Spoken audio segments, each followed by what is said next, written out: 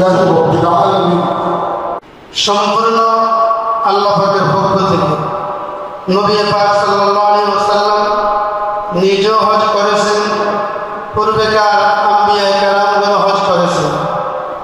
কিয়ামত পর্যন্ত যারা হজ করবে আল্লাহ পাকের দরবারে হাজীদের লিস্টিতে যাদের নাম থাকবে, নবী, রাসূল, ওলি, গাউস, কুতুব, সাহাবা, তাবেঈন, কিয়ামত পর্যন্ত যত লোক হজ করবে সকলের নাম ওই লিস্টিতে থাকবে ইনশাআল্লাহ। এই জন্য আপনি মনে করতে পারেন আপনি দুর্বল, আপনি গুনাহগার, এই সে না। আল্লাহ পাক ডাক দিয়েছেন, পছন্দ করেছেন, কবুল করেছেন, এই জন্য শুকরিয়া আদায় করবেন আলহামদুলিল্লাহ।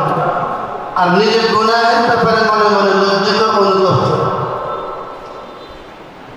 জনাব হাজী মুবারক সাহেব, মুফতি সাহেব হুজুর তো লেনদেনের ব্যাপারে বলেছেন, শরীয়তের বিধানও তাই। আপনার কাছে যারা টাকা পয়সা পাবে দয়া করে তাদের ঋণ পরিশোধ করে যাবেন। যদি আপনার তৌফিকে না কুলায়, যারা যারা পাবে বা আপনি যাদের কাছে পাবেন সকলের একটা লিস্ট আপনার আপনজনদের কাছে দিয়ে যাবেন। আপনার অবর্তমানে যাতে এই ঋণ নিয়ে পরিবারস্থ লোকজনের বিপদে পড়তে না হয়, পেরেশানিতে পড়তে না হয়। 2 নম্বর, আপনি যতদিন হজের সফরে থাকবেন ততদিনের জন্য আপনার বাসা বাড়ির খরচের ব্যবস্থা করা যাবে। যে জিনিসগুলো রাখা যায়, প্রতিদিন করা যায়, এগুলি ব্যবস্থা করে দিয়ে যাবেন। যেগুলো তরুতাজা আনতে হয় ওগুলোর জন্য টাকা পয়সা ব্যবস্থা করে লোকজনকে ব্যবস্থা করে দিবেন। এমন যেন না হয় আপনি গেলেন হজে আর আপনার বিবি ওই ব্যাংকারিওয়ালার থেকে তরকারি কিনতে হয়, কত কিছু, এমন যাতে না হয়। তাদের হক আদায় করে দিয়ে যাওয়ার চেষ্টা করবেন। 3 নম্বর বিষয় হল চলাচলের ক্ষেত্রে, কাজকর্ম লেনদেনের ক্ষেত্রে একে অপরের সাথে মনোমালিন্য থাকতে পারে। দয়া করে সকলকে মাফ করে দিবেন, সকলের থেকে মাফ নিয়ে নেবেন। বিশেষ করে প্রত্যেকের মা বাবা, শ্বশুর শাশুড়ি, ওনাদের থেকে হাতে পায়ে ধরে মাফ নেবেন, দোয়া নেবেন। আব্বা আমাকে বলে যাবেন, আব্বা আল্লাহর ঘরে যাই, আম্মা আল্লাহর ঘরে যাই।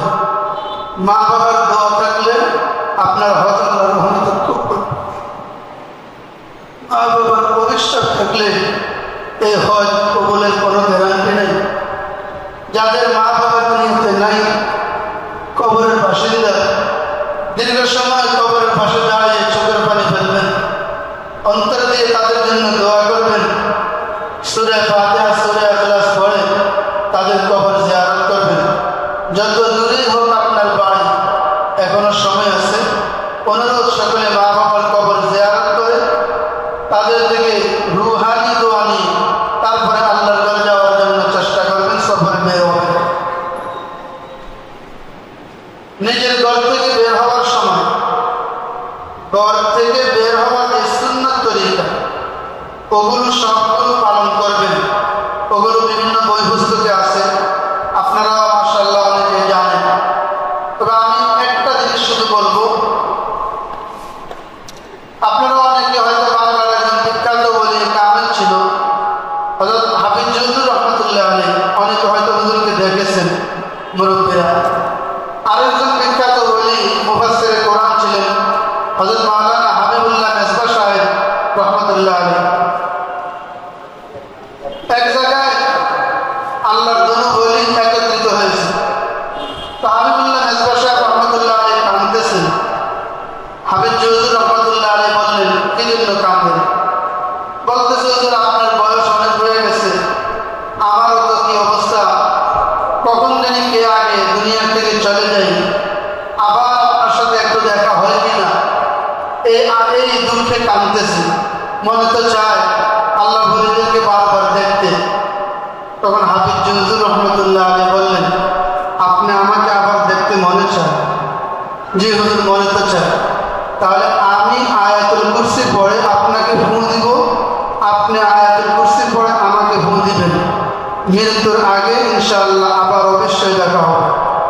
সুতরাং এই আমলটাই আপনাদেরকে বলবো, আপনি ঘর থেকে বের হওয়ার সময় আপনার মা বাবাকে বলবেন, আপনার বিবিকে বলবেন, তারা যেন আয়াতুল কুরসি পড়ে আপনাকে ফু দেয়, আপনি আয়াতুল কুরসি পড়ে তাদেরকে ফু দিবেন, দম করবেন।